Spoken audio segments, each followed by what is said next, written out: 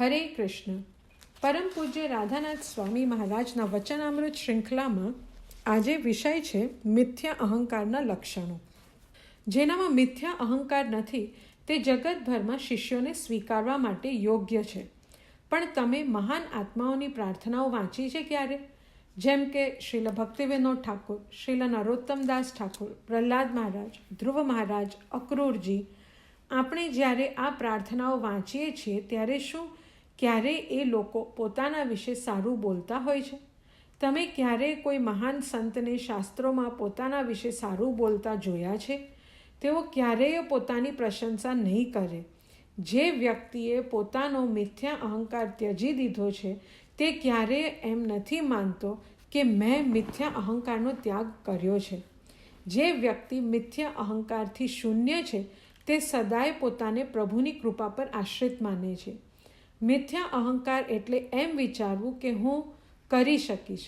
જ્યાં સુધી તમે સ્વયંને કરતા માનો ત્યાં સુધી તમારે પર્વતને હલાવવા જેટલા જટિલ કાર્યના કરતાપણુંને સ્વીકારવું પડશે. પણ જેવું તમે એમ વિચારો અને માનવા લાગો કે શ્રી કૃષ્ણ હું કંઈ જ નથી, હું તમારા પર આશ્રિત છું, હું અધમ છું, ત્યારે કૃષ્ણ તમારી સહાય કરશે. મિથ્યા અહંકારનો ત્યાગ કરવો એને સમજવાનો પ્રયત્ન કરો.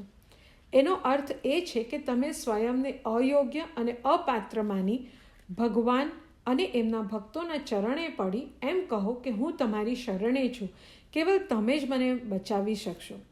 મિથ્યા અહંકાર એટલે એમ વિચારવું કે હું મારી રક્ષા કરી શકું એમ છું.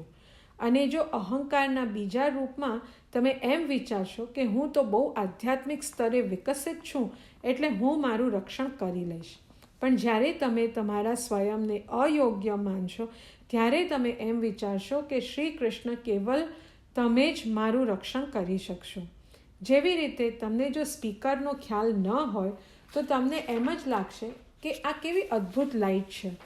તમને સમજ નહીં પડે કે એની બેટરી પૂરી થવા આવી છે, હવે એને ચાર્જિંગ કરવાનું છે.